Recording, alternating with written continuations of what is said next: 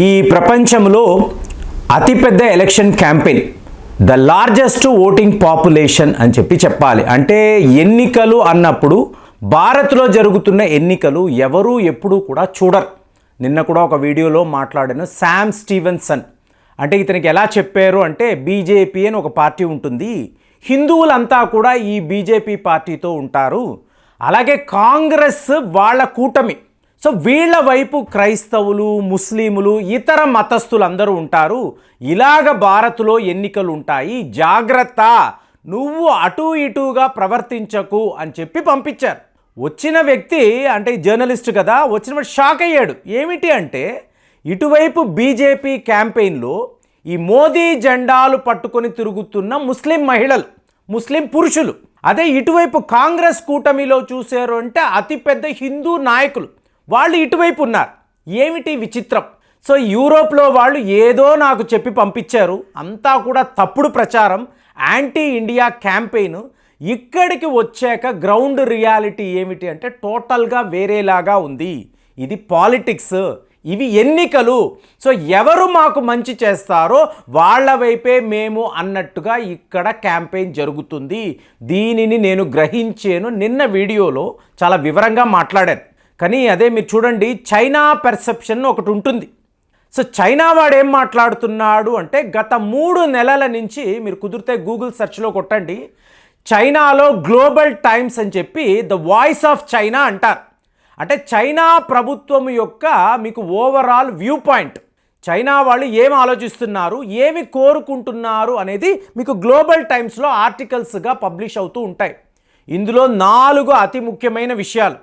ఒకటి, భారతదేశం యొక్క ప్రధానమంత్రి నరేంద్ర మోదీ. రెండవది, భారత్లో జరగబోతున్న ఎలక్షన్స్. అంటే ఇవాళ కూడా ఇంకా మనం ఎన్నికల్లోనే ఉన్నామండి, ఇంకా కూడా ఓటింగ్ జరగాల్సి ఉంది.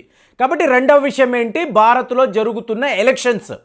మూడవ విషయము, పుతిన్ గారు చైనా రావడం. సో ఎందుకు ఇది ఆల్ ఇంపార్టెంట్ అని చెప్పి చైనా వాళ్ళు అభిప్రాయపడుతున్నారు. 4వ విషయము, ఇరాన్ యొక్క పూర్వ అధ్యక్షుడు రైజీ యొక్క హెలికాప్టర్ యాక్సిడెంట్. సో ఈ 4 విషయాలు మీకు గ్లోబల్ టైమ్స్లో పదే. ఇందులో ఫస్ట్ విషయం ఏంటి, మోదీ. సో ఈ మోదీ రావడము ఇతను ఏం చేశాడు అంటే, చైనాని ఒక విలన్ లాగా ప్రపంచానికి ఇతను చూపిస్తున్నాడు. ఇది నిజము కాదండి. 2014 నుంచి మీరు గమనించారనుకోండి, చైనాతో మనకు ఉండే వ్యాపారము బాగానే ఉండింది, ఎప్పుడు ఏ ప్రాబ్లం లేదు. మీకు జీ జింగ్పింగ్ మహాబలిపురం రావడము కూడా మనము చూసాం, ఏ ప్రాబ్లం లేదు. మన ప్రాబ్లం వల్ల ఎక్కడ స్టార్ట్ అయింది, లడాక్ వద్ద, ఎల్ఏసి వద్దే మన ప్రాబ్లం స్టార్ట్ అయింది. దీనిని మీకు జయశంకర్ గారు అద్భుతంగా చెప్తారు. బార్డర్ బిజినెస్ కుదరదండి, మంచి బార్డర్ మంచి బిజినెస్. అంటే ఒక శత్రువు నా బ్యాక్యార్డ్లోకి వచ్చి నాతో యుద్ధానికి దిగుతున్నాడు, అదే శత్రువు ఫ్రంట్ డోర్ దగ్గరికి వచ్చి, మీరు నేను మంచి స్నేహితులమండి, కలిసిమెలిసి వ్యాపారము చేద్దాము అంటే మీరు ఒప్పుకుంటారా? ఇది జరగదు, భారత్తో అసలే జరగదు అని జయశంకర్ గారు క్లియర్గా చెప్పారు. కానీ చైనా వాడేం మాట్లాడతాడు, నేను మహాసామ్రాజ్యం, చాలా పెద్ద దేశం అండి, మీరు చాలా చిన్నవాళ్ళు. సో ఇలాంటివి జరిగినప్పుడు మీరు అడ్జస్ట్ అయ్యి వెళ్ళాలి. అంటే ఏంటి, ఎల్ఏసి వద్ద వచ్చి నేను నిన్ను బెదిరిస్తాను, అట్ ది సేమ్ టైం నీకు నాతో అవసరం ఉంది కదా. 117 బిలియన్ అమెరికన్ డాలర్స్ మనం చైనాతో వ్యాపారం చేస్తున్నాం, ఇవాళ కూడా చేస్తున్నాం. దీనిని మీరు ఓవర్ నైట్ ఆపలేరు కదా.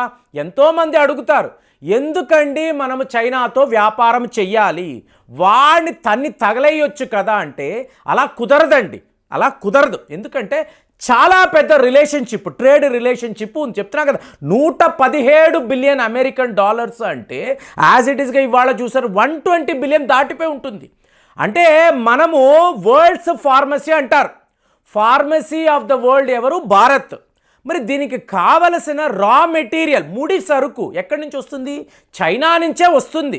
సో చైనాలో నుంచి మనం ఈ ముడి సరుకు తెప్పించుకొని, ఈ పౌడర్ని తెప్పించుకొని మనము మందులు తయారు చేసి ప్రపంచ స్థాయిలో మనం అందరికీ కూడా ఎక్స్పోర్ట్స్ చేస్తాం. కాబట్టి లింక్ని మనము డీలింక్ చేయలేం. అలాగే ఇవాళ సెమీ కండక్టర్స్ అన్నారు, ఎలక్ట్రానిక్ ఎక్విప్మెంట్ అన్నారు, మొబైల్ ఫోన్లు అన్నారు, ఎక్కడి నుంచి వస్తాయి, చైనా నుంచే వస్తాయి. అయినా కూడా మోదీ యొక్క ప్రతీకారం ఎలా ఉంది? చైనా ఫోన్ల మీదంతా కూడా ట్యాక్స్ ఎవేడింగ్ కేసులు పెట్టి ఒక వివో అనండి, ఓపో అనండి, రెడ్మీ వీళ్ళందరినీ తరిమి వేశాడు. వీళ్ళ ఎగ్జిక్యూటివ్స్ అందరూ ఇండియా నుంచి పారిపోయే ఒక పరిస్థితి. ఏకంగా 9,000 కోట్ల రూపాయలు మనం వాళ్ళ మీద ఫైన్ వేశాం. నువ్వు ట్యాక్స్ కట్టలేదు, మర్యాదగా డబ్బు కట్టు అని చెప్పి వాళ్ళని మనం బెదిరించాం. ఇదంతా ఏంటి?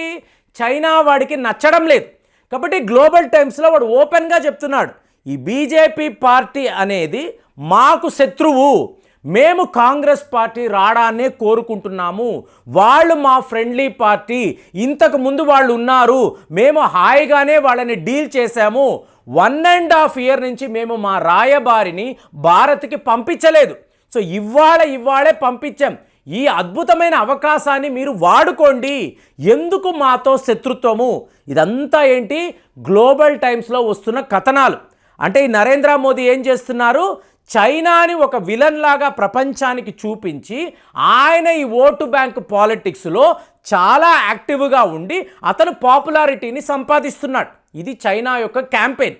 కానీ అసలు విషయం మీరు గమనించారు అనుకోండి, చైనా యొక్క అతి ముఖ్యమైన అతి పెద్ద ఫ్రెండ్స్, మీకు మిత్ర దేశాలు, మీరు ఒక అమెరికా అనొచ్చు, రష్యా అనొచ్చు, అలాగే చిన్న చితకా దేశాలు, వీళ్ళందరూ చైనా పేరు చెప్తేనే భయపడే, చైనా పేరు చెప్తేనే వీడు చాలా ప్రమాదము అన్న లెవెల్కి ఈ భారత్ యొక్క ఈ పాలిటిక్స్ ఎంతలా అయిపోయింది అంటే, అమెరికా వాళ్ళు ఇవాళ ఆమ్కా అంటే advanced medium compact air craft, దీనికి సంబంధించిన ఇంజిన్లు మేము భారత్కి ఇవ్వబోతున్నాము.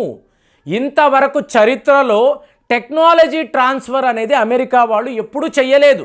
ఇవాళ భారత్తో కలిసి ఇలాగే అడ్వాన్స్డ్ మీడియం కాంపాక్ట్ ఎయిర్ క్రాఫ్ట్స్ని తయారు చేస్తాము, ఇంజిన్లు ఇస్తాము.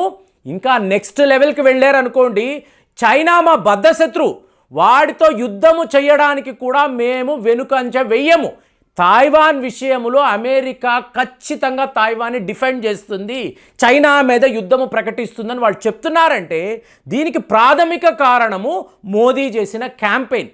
భారతీయులు మా మీద తిరగబడిన విధానం.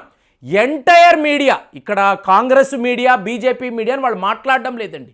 Entire social media, entire news papers మాకు వ్యతిరేకంగానే కథనాలు రాస్తున్నారు. ఎవరు మాకు సపోర్టుగా చైనా యొక్క పర్సెప్షన్, చైనా యొక్క వైఖరి గురించి ఎవ్వరూ మాట్లాడడం లేదు. టోటల్ భారత్ని చైనాకు వ్యతిరేకంగా ఇవాళ వీళ్ళు ప్రజెంట్ చేస్తున్నారు. ఈ పరిస్థితిలో సిచ్యువేషన్ ఎక్కడ దాకా వచ్చింది అంటే, ఇవాళ అమెరికా భారత్ యొక్క బెస్ట్ ఫ్రెండ్. అలాంటిది మీరు చూసారనుకోండి, క్వాడ్ శాటిలైట్ను, అంటే చాలామంది ఏం మాట్లాడారు, అమెరికా వాడికి భారత్కి మధ్య ఈ ఫ్రెండ్షిప్ అనేది బ్రేక్ అయిపోయింది కాబట్టి క్వాడ్ మెంబర్గా ఒక సౌత్ కొరియానో ఇంకొక దేశానో తీసుకురావాలని అమెరికా వాళ్ళు ఆలోచిస్తున్నారు అన్నారు. కానీ ఏమైందండి, ఇవాళ అమెరికా వాళ్ళు ఒక రిక్వెస్ట్ పెట్టారు. ఈ రిక్వెస్ట్ ఏమిటి? మా తరఫు నుంచి క్వాడ్ శాటిలైట్ను భారత్ అంతరిక్షంలోకి పంపించబోతుంది, ఇస్రో వాళ్ళు ఈ పని చెయ్యబోతున్నారు అనేది చైనా వాడికి ఒక షాకింగ్ వార్త. దీని గురించి మనం విడిగా మాట్లాడాలి. ఇంకొక మిత్ర దేశము రష్యా. అంటే భారత్ కన్నా చైనాకు రష్యాకు మధ్య మంచి స్నేహము ఉంది అని చెప్పి వాళ్ళు అనుకుంటున్నారు. కానీ ఇక్కడ ఏమైంది, రష్యా వాళ్ళు పని కట్టుకొని ఒక ఫ్లోటింగ్ న్యూక్లియర్ పవర్ ప్లాంట్, దీనిని మేము భారత్కి ఇవ్వబోతున్నాము, ఎన్రిచ్డ్ యురేనియంని వాళ్ళకి సరఫరా చేస్తామంటే అడ్వాన్స్డ్ యురేనియం ఫ్యూయల్ని ఇవ్వబోతున్నాము అంటే మా మిత్ర దేశాలు వీళ్ళందరూ ఇవాళ టోటల్గా వీళ్ళు భారత్ వైపు వెళ్ళిపోయారు. వీళ్ళందరూ అగ్రరాజ్యాలు, అడ్వాన్స్డ్ కంట్రీస్. ఒక ఫ్రాన్స్నో జర్మనీనో తీసుకుంటే వీళ్ళు భారత్తో కలిసి న్యూక్లియర్ సబ్మెరైన్స్ తయారు చేస్తున్నామని చెప్తున్నారు. ఇదంతా మాకు వ్యతిరేకంగా జరుగుతున్న అతిపెద్ద క్యాంపెయిన్. దీనికి ముఖ్య కారకుడు ఈ నరేంద్ర మోదీ. కాబట్టి కాంగ్రెస్ పార్టీ ఎన్నికల్లో విజయం సాధిస్తే చైనా యొక్క పూర్వ వైభవాన్ని, పూర్వ ఫ్రెండ్షిప్ని చూడగలము అని చెప్పి గ్లోబల్ టైమ్స్లో పెద్ద పెద్ద ఆర్టికల్స్. సో మన ఎన్నికలు చైనాను ఎలా ఇంపాక్ట్ చేస్తుందని చెప్పి వాళ్ళు రాస్తున్నారు. మరి మీరు చెప్పండి, చైనా వాడి యాంగిల్ నుంచి చూసినప్పుడు భారత్ వాళ్ళని ఒక విలన్ లాగా ప్రజెంట్ చేయడము కరెక్ట్ అంటారా, తప్పంటారా? కామెంట్స్లో రాయండి. మళ్ళీ వచ్చే వీడియోలో కలుద్దాం. జై హింద్.